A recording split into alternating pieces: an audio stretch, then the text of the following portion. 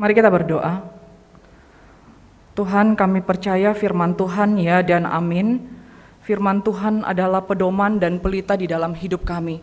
Dan kami bersyukur kalau di dalam zaman ini, di masa kami hidup, diizinkan Tuhan untuk lahir dan hidup di dunia ini, kami sudah menerima wahyu Tuhan yang sempurna, yang lengkap. Dan kami bersyukur ya Tuhan, kebenaran firman Tuhan terus menerus diperdengarkan. Dan kami masih sekali lagi diizinkan untuk kami mendengarkan kebenaran firman Tuhan di hari yang Tuhan telah kuduskan dan khususkan untuk kami. Oleh sebab itu ya Tuhan, biarlah Tuhan boleh menolong kami, agar kami berusaha dengan segenap hati kami mengasihi firman Tuhan, mencintai firman Tuhan, dengan cara kami boleh duduk dengan tenang, fokus, dan kami boleh mengarahkan hati pikiran kami untuk mendengarkan firman Tuhan, yang walaupun mungkin hanya 30 menit, hanya beberapa menit, itu boleh sungguh-sungguh kami dengarkan dan kami hayati dan kami lakukan di dalam hidup kami. Dan biarlah ya Tuhan, hamba-Mu yang terbatas ini juga bisa menyampaikan firman Tuhan ini dengan sungguh-sungguh dan bisa dimengerti oleh setiap kami. Terima kasih ya Tuhan, sekali lagi kami boleh menyerahkan waktu di mana kami akan mendengarkan firman-Mu. Di dalam nama Tuhan Yesus kami berdoa dan bersyukur. Amin. Silakan duduk Bapak Ibu jemaat sekalian, Shalom. Ya, bersyukur kita boleh kembali lagi bersama-sama untuk mendengarkan kebenaran firman Tuhan. Mari kita buka di dalam Lukas pasal 24. Lukas pasal 24 ayat 46 sampai 48. Lukas pasal 24 ayat 46 sampai 48. Ya, kalau di situ tertulis 47 ya, tapi saya pilih dari ayat 46. Lukas pasal 24 ayat 46 sampai 48. Kita akan baca secara bersama-sama ya Bapak Ibu ya. Lukas pasal 24 ayat 46 sampai 48 kita baca bersama-sama. 3 ya. Katanya kepada mereka, ada tertulis demikian, Mesias harus dan bangkit dari antara orang mati pada hari yang ketiga, dan lagi dalam namanya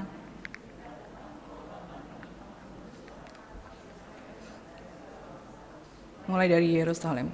Kamu adalah saksi dari semuanya ini. Ya, sampai ayat 48 ya. Demikian jauh pembacaan firman Tuhan. Bapak Ibu jemaat sekalian, saya pernah membaca sebuah tulisan dan tulisan ini itu adalah kesaksian dari seseorang tentang budenya. Nah dia tulis begini ya, saya bacakan ya karena mungkin tulisannya terlalu kecil. Bude saya, jadi kakak ibu itu ya, seorang Katolik. Menurut saya sangat religius dan menghayati etika Kristen. Di balik ketenangan dan kekalomannya, baru saya sadari akhir-akhir ini bahwa diam-diam bude saya itu seorang misionaris hebat. Suaminya, 3 anaknya, 2 adiknya beserta keluarga, 2 adik suaminya, pembantunya semua terbawa ke Katolik atau Kristen karena pengaruhnya. Tapi saya renungkan, saya tidak bisa menyalahkan beliau. Ya, it's just happened because of her charm. Ya, tak pernah saya dengar beliau mengindoktrinasi orang supaya mengikuti jalan keselamatan. Yang dilakukannya benar-benar hanya menebar kasih sesuai tuntunannya.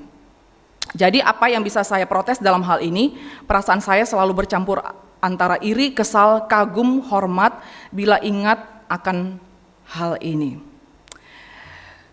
Bapak Ibu jemaat sekalian, ini nggak terlalu sulit ya kita mengerti kesaksian ini. Tapi kalau Bapak Ibu dengar atau baca kesaksian seperti ini, kira-kira apa yang kesan apa yang kita bisa ceritakan tentang budenya si penulis ini? Mungkin budenya itu kalau kita bisa katakan budenya itu adalah seorang yang baik ya, seorang yang wah gara-gara dia itu bahkan seluruh suaminya sampai asisten rumah tangganya pun itu ikut percaya kepada Tuhan. Berarti dia seorang yang baik ya, dan bahkan si penulisnya bilang itu terjadi karena pesonanya ya, daya tarik budenya itu, dan dia mempunyai etika moral yang sangat-sangat baik sekali. Atau kita mungkin bisa bilang, nah ini benar-benar orang Kristen sejati. Kita pasti setuju bahwa ini nih yang nggak hanya cuma NATO gitu ya, no action talk only gitu ya. Dia ini betul-betul orang yang tidak banyak ngomong, tapi dia betul-betul menunjukkan bahwa dia itu adalah duta Kristus. Dan juga mungkin kita mengatakan bahwa tuh kan bener kan, perbuatan itu berdampak lebih besar, lebih hebat, lebih dahsyat daripada orang yang cuma hanya berbicara tentang Tuhan. Dan ini kesaksian nyata Bapak Ibu. Dan kita mungkin bisa mengatakan bener kan tuh ya, perbuatan itu lebih berdampak daripada perkataan. Bapak Ibu jemaat sekalian, apakah benar kita bisa bersaksi seperti itu? Apakah diperbolehkan itu bersaksi hanya dengan perbuatan kasih tanpa ada pernyataan iman di dalamnya? Dan jelas ini bukan sesuatu kesaksian yang alkitabiah. Jelas sekali. Dan bukankah ada banyak orang Kristen seperti ini? Seseorang mungkin bisa bersaksi tanpa dia menyebut nama Kristus sama sekali. Seseorang mungkin bisa bersaksi tanpa menyerukan pertobatan sama sekali. Seseorang mungkin bisa bersaksi tanpa ada kata-kata dan hanya menebarkan kasih, cuma hanya menunjukkan bahwa gue ini orang baik, gue ini bermoral yang baik, gue ini nggak pelit, gue ini dermawan, dan itu kita bisa mengatakan itu bersaksi. Tapi apakah seperti itu yang firman Tuhan katakan?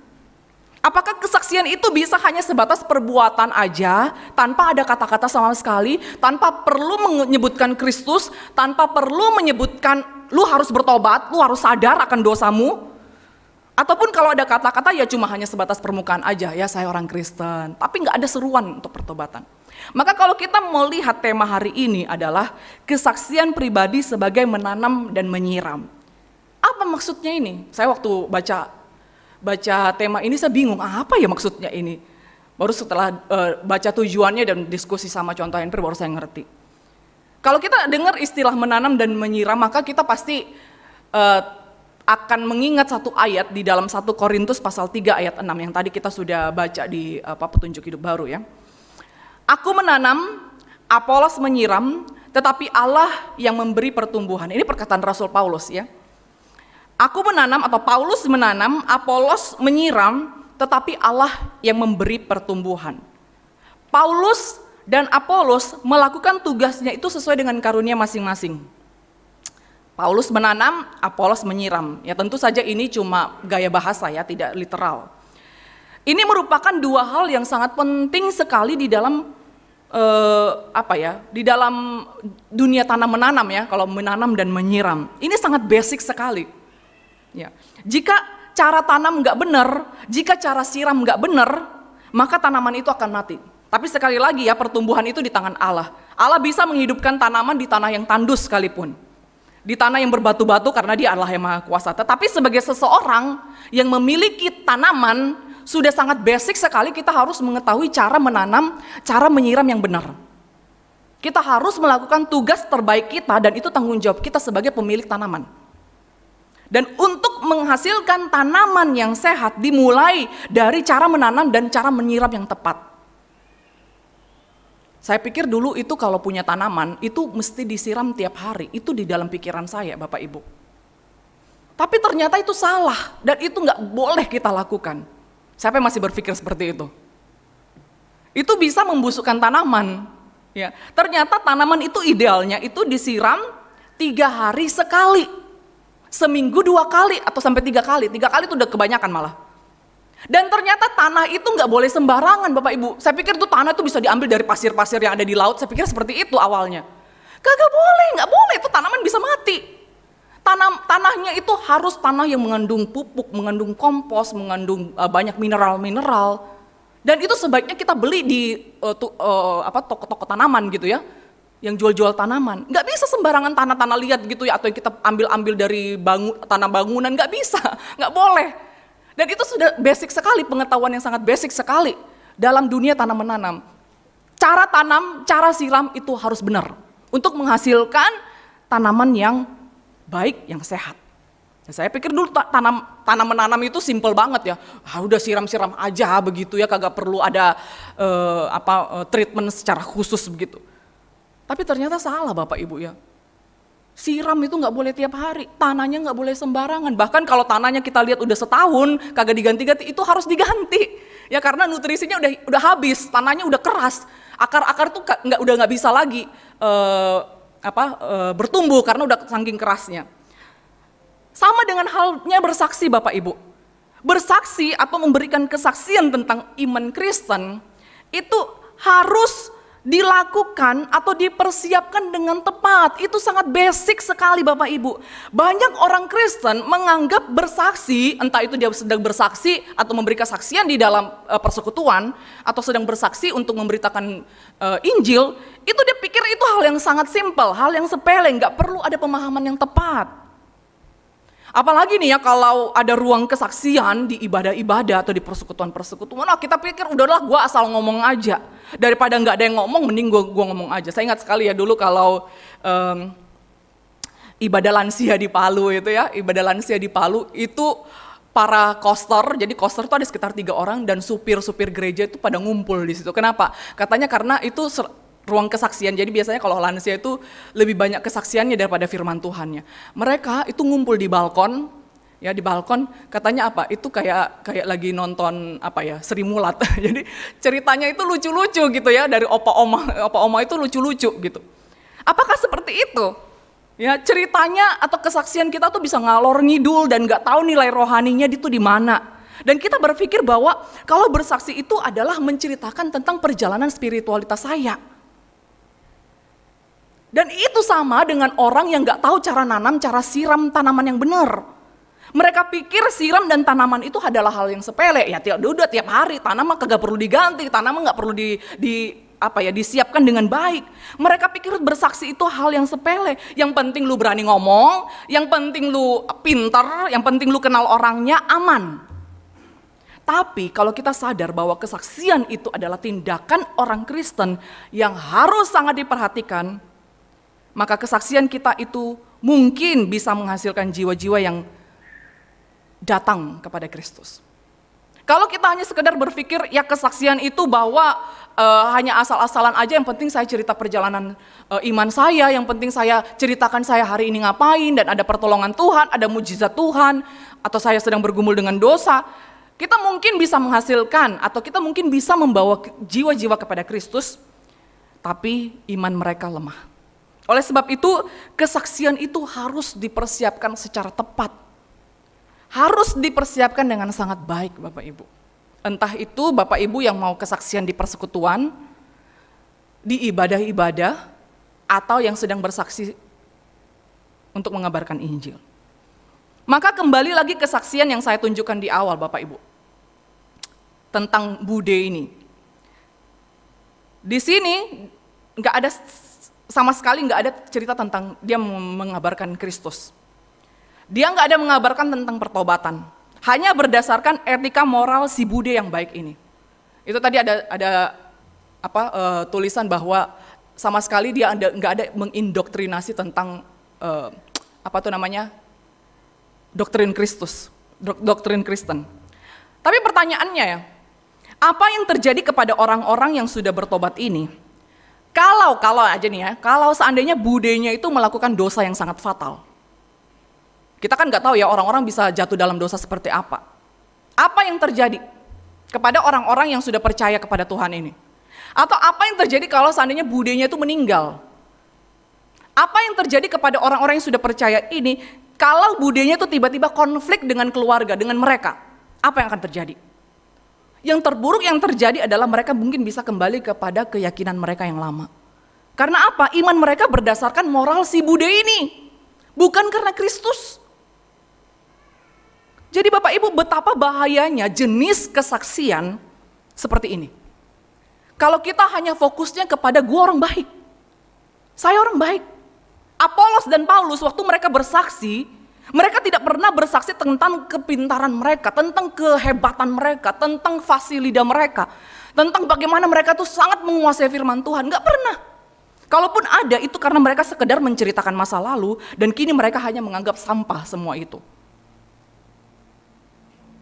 Makanya Rasul Paulus mengatakan, aku orang yang paling celaka, aku orang yang paling berdosa di antara orang yang berdosa. Mereka hanya bersaksi untuk mengabarkan Injil. Selalu firman Tuhan yang diberitakan dan seruan pertobatan diberitakan, seruan tentang Mesias itu diberitakan. Dan itulah yang seharusnya menjadi inti dari cara kita bersaksi, isi dari kesaksian kita, konten dari kesaksian kita itu. Dan demikian juga Kristus mengajarkan kepada kita apa yang harus ada di dalam kesaksian kita. Entah itu kesaksian sekali lagi, entah itu ketika Bapak Ibu bersaksi di dalam persekutuan-persekutuan atau ibadah, ataupun ketika sedang bersaksi untuk mengabarkan berita Injil. Lalu apa yang harus ada di dalam kesaksian kita? Ini pertanyaan besar Bapak Ibu. Yang pertama adalah tentu saja itu Mesias. Ya. Kalau kita lihat di dalam ayat 46, di dalam ayat 46, itu langsung Mesias, nama pertama yang menjadi satu-satunya nama yang disebut, itu adalah Mesias. Bukan Petrus, bukan Barnabas, bukan Yohanes, bukan Elia, bukan siapapun, bukan nabi-nabi, tetapi Mesias. Kalau kita lihat di ayat 46 ya, ada tertulis, Mesias harus, apa itu ya? Harus menderita dan bangkit dari antara orang mati. Masalahnya Bapak Ibu, Mesias seperti apa yang harus kita beritakan? Karena saya yakin orang-orang yang bersaksi mungkin akan menyebutkan nama Tuhan Yesus, pasti. Apalagi konteksnya itu di dalam ibadah, di dalam persekutuan. Mungkin kalimat pertamanya pun dia ngomongnya Tuhan Yesus itu baik. Pasti, saya yakin sekali. Tapi apakah Kristus yang mereka saksikan itu sama dengan Kristus yang tertulis di dalam Injil? Dan kita bisa lihat kalimat selanjutnya Bapak Ibu ya. Mesias seperti apa yang harus diberitakan? Ini jelas sekali, bukan Mesias yang macam-macam ya, tapi Mesias yang menderita dan bangkit dari antara orang mati pada hari yang ketiga. Jadi bukan Mesias yang akan menyembuhkan penyakit-penyakitmu. Bukan Mesias yang akan melipat gandakan uangmu kalau engkau memberikan persembahan. Bukan Mesias yang akan menyelesaikan persoalanmu. Bukan Mesias yang akan mengabulkan semua permintaanmu. Bukan Mesias yang selama hidupnya di dunia ini dia hidup enak. Bukan itu. Jadi kalau ada yang ngasih-ngasih kesaksian nih ya, dan menjanjikan seperti ini, jadi jangan tagih-tagih sama Tuhan kalau kenyataannya berbeda dengan harapan. Tagihnya tuh sama orang yang kasih kesaksian ya. Jangan tagih sama Tuhan, Tuhan engkau kan bilang engkau akan menyembuhkan penyakitmu. Siapa yang janji seperti itu? Yang janji sama pendeta atau orang yang kasih kesaksian. Lu tagih aja deh sama pendeta. Atau tagih sama orang yang kasih kesaksian itu. Karena Tuhan gak pernah janjikan seperti ini. Jadi apa berita Mesias yang harusnya ada di dalam kesaksian kita? Jelas sekali di dalam firman Tuhan dikatakan Mesias yang menderita, Mesias yang bangkit. Itu intinya. Dan kita selalu berpikir bahwa kalau ada ruang kesaksian misalnya ya, itu adalah perjalanan iman kita. Itu waktunya kita memang menceritakan perjalanan iman kita. Tidak ada yang salah Bapak Ibu dengan itu. Tidak ada yang salah kita menyampaikan kesaksian pribadi kita dan memang harus kita menyampaikan perjalanan hidup kita. Tapi kesaksian, memberi kesaksian itu bukan sekedar mengisahkan riwayat hidup kita. Isi beritanya harus fokusnya kepada Sang Mesias. Fokusnya harus kepada Kristus, bukan sekedar perjalanan iman kita. Subjek dari kesaksian kita itu bukan diri kita, melainkan Kristus. Jadi kalimatnya kira-kira seperti ini ya. Bukan saya, tapi Kristus. Jadi kita kalau mendengar kesaksian Bapak Ibu, atau kita ingin kasih kesaksian, maka pertanyaan yang perlu kita pertanyakan, untuk menguji kesaksian kita ini betul-betul apakah ini adalah kesaksian yang alkitabiah atau enggak. Berapa banyak yang saya pelajari tentang Kristus dari kesaksian itu? Berapa banyak tentang si pembicara dari kesaksian itu? Yang mana lebih menonjol, si pembicara atau Kristus di dalam kesaksian itu? Kalau kita tahu jawabannya ini, maka itu bisa menentukan isi kesaksian itu alkitabiah atau enggak. Mana lebih dominan, Kristus atau saya?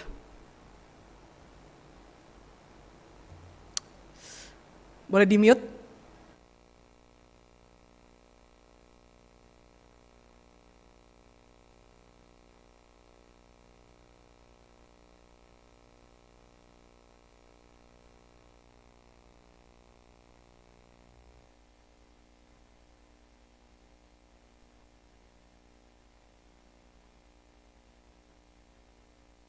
live streaming saya mute karena ini agak sensitif sedikit.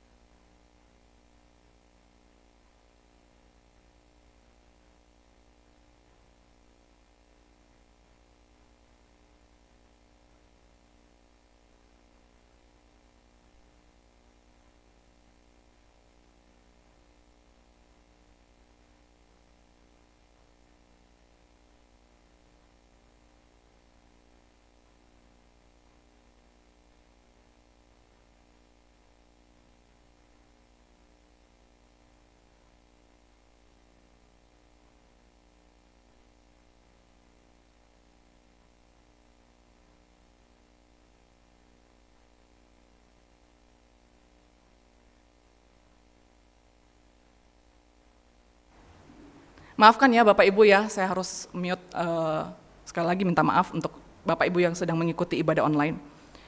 Bapak Ibu, pertanyaannya, bukankah kita seringkali demikian? Kesaksian kita bukan lagi yang mengagumkan Tuhan, tapi menyelipkan diri kita di situ supaya kita dianggap wow, amazing. Wow, orang ini hebat banget.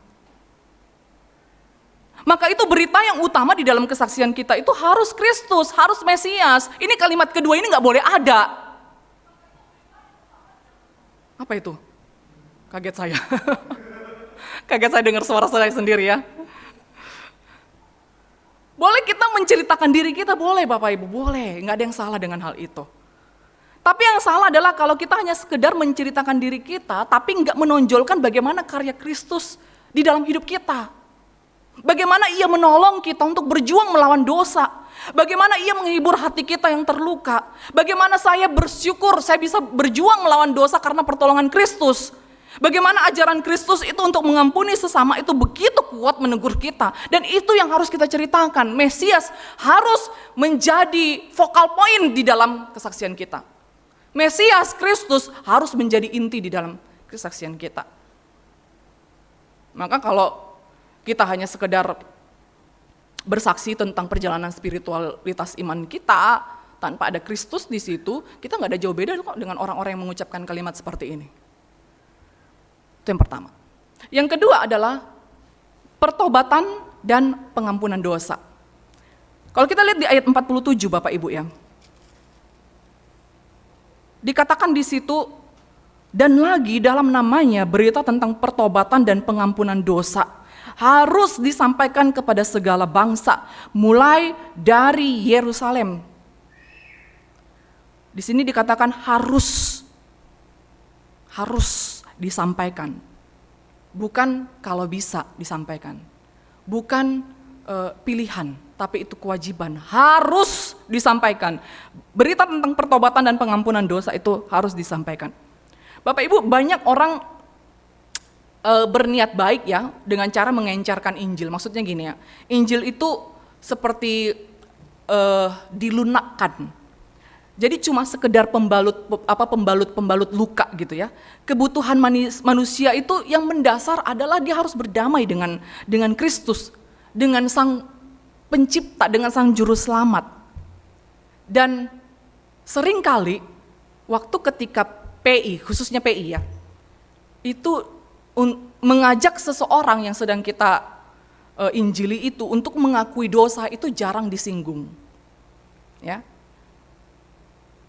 Biasanya kalau kita PI itu kebanyakan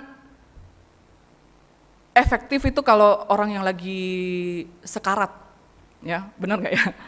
Baik itu mungkin dia lagi sakit berat atau lagi punya masalah besar. Pokoknya pada saat seseorang itu sedang tidak baik-baik, ya. Ya nggak apa-apa sih Bapak Ibu, ya nggak apa-apa. Ya memang mungkin itu di dalam kedaulatan Tuhan, itu memang waktunya dia mendengarkan firman Tuhan, mendengarkan Injil, dan Tuhan menetapkan cara dia menerima Kristus pada saat seperti itu, dalam kondisi seperti itu.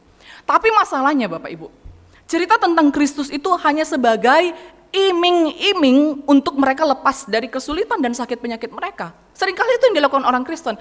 Kalau lu percaya Kristus saat ini, maka Tuhan akan menyembuhkan engkau. Kalau kamu percaya Kristus saat ini, maka engkau akan terlepas dari sakit penyakitmu. Kalau engkau percaya kepada Kristus saat ini, maka persoalanmu akan selesai. Haleluya. Seringkali begitu Bapak Ibu jemaat sekalian. Kristus itu cuma iming-iming.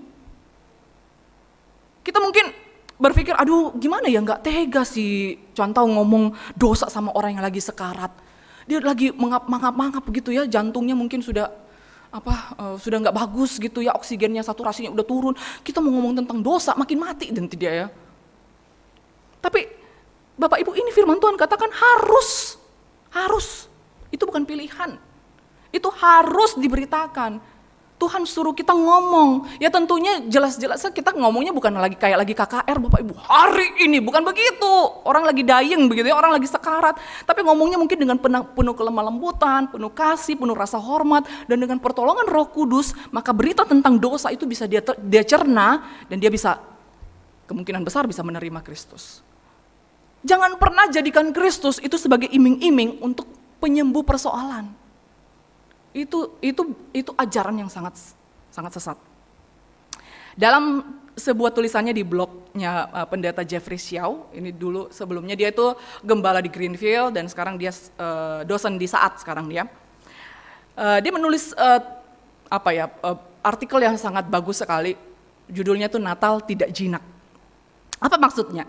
Jadi dia menuliskan begini ya, bahwa zaman sekarang Natal itu begitu sekuler sekali, begitu jinak maksudnya ya.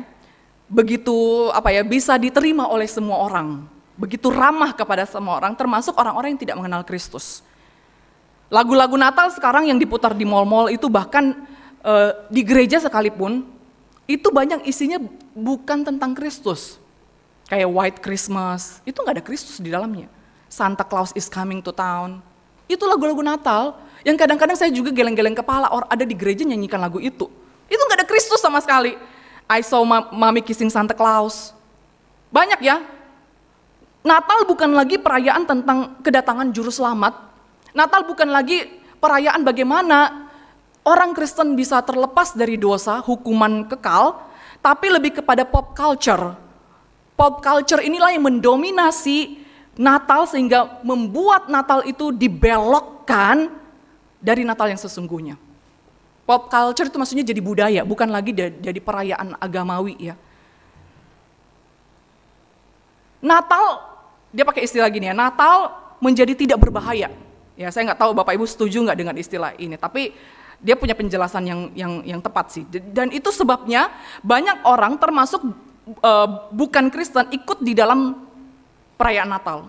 Bahkan negara-negara yang jelas-jelas menolak kekristenan, itu pun ikut merayakan Natal. Dan kita tahu motivasinya itu adalah ekonomi. Ya, tidak ada Natal di situ, tidak ada makna Natal yang sesungguhnya di situ. Yang ada adalah tiruan Natal yang menyesatkan. Saya berteman dengan beberapa perajut dari Turki, mereka ini Muslim. Tapi waktu Christmas season, jadi mulai Desember itu mereka tuh sudah posting rajutan tentang pohon Natal, Santa Claus, dan mereka pasang pohon Natal di rumahnya dan mereka upload itu di Instagram mereka. Ya, dan kalau mungkin di Indonesia janggal ya, tapi di Turki itu sudah biasa lu rayain Natal gitu ya. Dan mereka upload di situ, dan ini betul sekali yang didatakan oleh Pak Jeffrey Xiao ya. Natal begitu jinak, begitu bisa diterima oleh siapa saja, oleh agama apa saja. Dan kalau Bapak Ibu cari di Google Search, tulis kata Christmas, itu nggak ada Kristus sama sekali, nggak ada gambar Kristus di situ. Yang ada apa? Pohon Natal, dekorasi Natal. Ini saya coba cari ya, ini benar ya. Saya print screen dari Google saya. Dan ironisnya Bapak Ibu, orang Kristen pun terbuai dengan pop culture seperti itu. Menganggap Natal itu begitu jinak. Natal ini kita cuma kaitkan dengan perasaan hangat, kumpul-kumpul keluarga, gitu ya. Merasa ada sesuatu yang beda, senang berkumpul, pesta makan, kue-kue, pohon Natal, baju baru, menyanyikan lagu Natal. Nggak ada Natal yang sesungguhnya di situ. Natal sangat jinak. Tapi ini yang ditekankan oleh Pendeta Jeffrey Xiao, Natal itu tidak pernah jinak Bapak Ibu. Apa maksudnya? Karena Natal itu sesungguhnya demonstrasi keliaran, ya dia pakai istilah ini. Maksudnya adalah kekuatan, kedahsyatan kuasa Allah dan kasih Allah. Natal itu demonstrasi akan seruan pertobatan akan dosa. Dan dia memberikan dirinya untuk kita yang tidak layak. Itu inti Natal. Tidak semua orang bisa mengerti ini. Dan Natal itu bukan hanya kesenangan semata. Dan kalau pesan Natal ini yang didengungkan di mall-mall, di Google Image, tentu saja Natal itu tidak lagi menjadi jinak dan semua orang bakalan nggak bisa menerima semua pesan Natal ini. Dan setan mencegah Natal pertama itu dan dia membuat Natal zaman kini itu menjadi jinak. Cuma kesenangan semata. Semua agama merayakannya. Kita nggak boleh berbangga dengan itu Bapak Ibu. Karena orang di luar sana mengira Natal itu cuma ya budaya. Bukan lagi kelahiran Kristus. Bukan lagi seruan pertobatan. Bukan lagi seruan untuk mempercayai Injil. Dan berita sukacita yang harusnya menjadi inti Natal itu sudah pudar. Orang nggak suka lagi dengar tentang dosa. Orang nggak suka lagi dengar tentang pertobatan. Orang nggak suka lagi dengar bagaimana Tuhan datang ke dunia ini untuk mengampuni dosa. Orang lebih suka dengar kalau saya bisa mengusahakan keselamatan saya, ya kenapa saya harus minta orang lain yang berkorban bagi saya? Nggak mungkin banget lah Tuhan jadi manusia. Rendah banget sih Tuhan itu jadi manusia. Keenakan manusianya dong, dia yang berbuat salah. Siapa yang menebus dosa? Ya lu yang salah, ya lu yang harus bertanggung jawab. Itu kata orang lain. Orang gak suka pemberitaan tentang dosa. Tapi Tuhan menyuruh kita bersaksi tentang itu sekalipun orang gak suka. Natal tentang dosa dan penebusan, tentang pertobatan, tentang kasih Tuhan. Dan banyak orang yang gak suka ini. Itu maksudnya Natal tidak jinak. Tapi itu harus ada di dalam kesaksian kita. Ini perhatikan, ini ada kata harus ada. Dan sebenarnya Bapak Ibu, kita nggak boleh juga mengejudge orang lain yang nggak suka tentang seruan pertobatan. Sebenarnya bukan hanya orang yang belum percaya. Banyak orang Kristen juga nggak suka dengan seruan pertobatan. Kita sebagai orang Kristen juga nggak suka ketika kita disuruh bertobat. Benar nggak Bapak Ibu? Nggak suka. Sudah tahu berbohong itu salah, masih dilakukan. Ditegur, ngambek. Sudah tahu dendam itu salah, sudah tahu nggak bisa mengampuni itu salah. Sudah tahu kalau kita harus disuruh mengampuni, tapi masih nggak mau dilakukan. Begitu ditegur, marah, nggak mau ke gereja. Sudah tahu kalau terang dan gelap itu nggak bisa bersatu, masih juga pilih pasangan yang nggak seiman. Ditanya, ini dari Tuhan nggak? Kalau hamba Tuhannya atau orang lain mengatakan itu jelas bukan dari Tuhan, ngambek. Sudah tahu mengasihi sesama itu kewajiban bagi orang Kristen, tapi nggak mau dilakukan. Kalau ditegur, ngambek. Giliran ditegur dosanya, galakan dia. Yang salah siapa, yang ngambek siapa? Orang Kristen juga gak suka kok ditegur. Tapi ini tetap harus diberitakan di dalam kesaksian kita dan di dalam khotbah-khotbah. Jadi apa yang bisa kita simpulkan Bapak Ibu? Kesaksian tidak hanya berisi perjalanan spiritualitas iman kita, tapi berita tentang Mesias yang menderita dan bangkit. Kesaksian juga harus berisi seruan pertobatan dan pengampunan akan dosa. Dan yang ketiga, di ayat 48 dikatakan, kamu semua. Artinya adalah kesaksian ini wajib dilakukan oleh semua orang.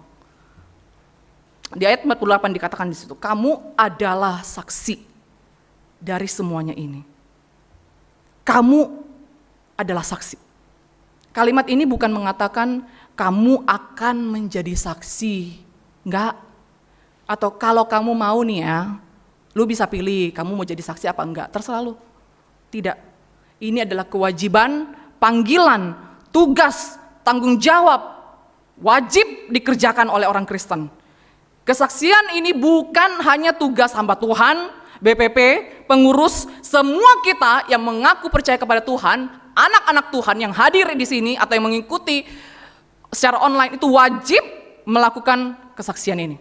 Wajib bersaksi. Kamu adalah saksi Kristus, bukan kamu akan menjadi saksi Kristus.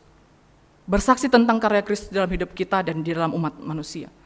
Bersaksi tentang kasih Allah, dosa kita, dan penebusan Kristus. Jadi mari sama-sama Bapak Ibu jemaat sekalian. Tahun ini, masih awal tahun Bapak Ibu. Ini masih minggu keberapa ini? Minggu ketiga? Kedua. Ya elah baru awal tahun udah lupa ya tanggalnya. Luar biasa. Minggu kedua. Baru minggu kedua Bapak Ibu. Sudah berapa tahun kita jadi Kristen? Sudah berapa banyak jiwa yang kita bawa kepada Tuhan? Sudah berapa banyak orang yang kita ceritakan tentang Kristus? Tahun ini, kalau Tuhan masih izinkan kita hidup, mari sama-sama pulang, pikirkan siapa yang mau kita injili. Kasih kesaksian tentang Kristus. Bukan hanya semata-mata diri kita yang kita ceritakan. Bukan hanya sekedar iming-iming, tapi Kristus yang menderita dan bangkit. Kristus yang membawa pertobatan. Kristus yang menghasilkan jiwa-jiwa yang baru. Mari kita berdoa. Tuhan Yesus, kami bersyukur ya Tuhan, kalau Engkau sudah datang ke dalam dunia ini untuk menebus dosa-dosa kami. Dan satu kewajiban kami yang Tuhan perintahkan adalah menjadikan semua bangsa murid-Mu. Tolong kami ya Tuhan, kalau selama ini kami begitu takut untuk bersaksi. Kami merasa diri kami tidak pantas, kami merasa diri kami banyak kelemahan. Tapi kalau kami betul-betul adalah anak Tuhan, maka kesaksian itu wajib kami ceritakan. Kesaksian itu wajib kami lakukan. Dan Tuhan sudah menjanjikan kuasa yang akan Tuhan berikan kepada setiap kami. Tolong kami ya Tuhan, agar kami tidak hanya duduk berdiam diri, hanya menerima firman Tuhan, tapi kami tidak pernah menceritakan itu kepada orang lain. Ampuni kami Tuhan kalau kami tidak menjalankan perintah ini. Kami sekedar mungkin berpikir kalau kami jadi orang Kristen yang baik, kalau kami rajin datang ibadah, kalau kami rajin saat teduh, itu baru orang Kristen yang baik. Kami lupa perintah ini ya Tuhan. Tolong kami ya Tuhan, agar kami mau bergerak untuk mengabarkan firman kepada orang lain. Mungkin di dalam kesaksian-kesaksian, di dalam persekutuan-persekutuan yang kami ikuti, ataupun kesaksian pribadi kami kepada orang lain. Terima kasih ya Tuhan, terpuji nama-Mu. Dalam nama Tuhan Yesus kami berdoa dan bersyukur. Amin.